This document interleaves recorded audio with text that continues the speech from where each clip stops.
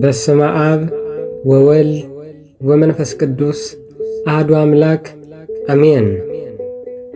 ለሞን ብዛዕባ እታ ድኅረቲ አዴና ቅድስት ድንግል ማርያም ክንመሃር ኢና። ንሳ ዘይፍጸም ተስፋና ዕላማናን ኩሉ ድሌትናን እያ። ንሳ መሰረት ሕይወት ወላዲተ ብርሃን ኪዳነ ምሕረት እያ።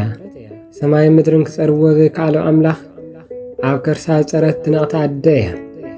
ኃይለ ቃል መጽሐፍ ቅዱስ ወይኑካ የብሎም ወይኑካ ተወዲእዎም በለት።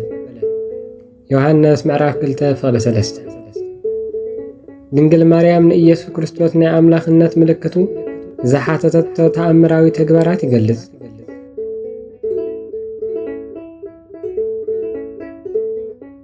ንሳ ነጸይትን ኃጢአት እትጽየፍን ኣደ እያ። ስለዚ ብንጽሕናን ብንስሓን ብእምነትና ብኣ እንተኺድና ንሳ ድማ ናብ ወዳ ኢየሱስ ክርስቶስ ክትወስደና እያ። ንሳ ንነፍስና ናብ ወዳ ዝወስድ ኣኽናፍ እያ። ቅዱስ ኤፍሬም፣ ቅዱስ ሲሬል ዘእስክንድርያ፣ ቅዱስ ያዕቆብ ዘስሩግ፣ ቅዱስ ዮሐንስ ኣፈወርቅን ዝበልዎ ብዛዕባ ድንግል ማርያም ክቡራት ቃላት ክንሰምዕ ኢና። ንሳ ንኹሉ ቃንዛ፣ ሓዘን፣ ጭንቀት፣ መከራ ትርዳእካ።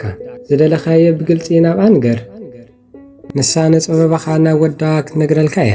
ክቡራት ኣሕዋትን ኣሓትን ተስፋናን ዕላማናን ንኣዴና ቅድስቲ ድንግል ማርያም ብእምነት ክንነግራ ይግባአና። ንሳ ንኹሉ ጸጋማትናን ድሌታትናን ናብ ወዳ ክተብፅሓልና እያ። ንሳ ንሓጢአት ትጽየፍ፣ ብንጹህ ልቢ ንዝመጽዋ ንስሓ ዝገበሩን ትቕበል። እግዚኣብሔር በረከትን ቅድስናን ስለ ዝሃበና ንዕኡ ክብርን ምስጋናን ኣምልኾን ውዳሰን ይግቦ እዩ።